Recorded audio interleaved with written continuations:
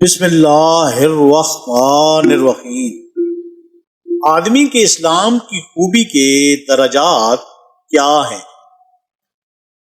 ہم سے اسحاق بن منصور نے بیان کیا، ان سے عبد الرزاق نے، ان نے معمر نے امام سے خبر دی، وہ حضرت ابو ہریرہ رضی اللہ تعالی عنہما سے نقل کرتے ہیں کہ رسول اللہ صلی اللہ علیہ وآلہ وسلم نے فرمایا کہ تم میں سے کوئی شخص جب اپنے اسلام کو عمدہ بنا لے، یعنی نفاق اور ریاض سے پاک کر لے، تو ہر نیک کام جو وہ کرتا ہے اس کے عود 10 سے لے کر 700 گنا تک نیکیاں لکھی جاتی ہیں، اور ہر برا کام جو کرتا ہے تو وہ اتنا ہی لکھا جاتا ہے جتنا کہ اس نے کیا ہے۔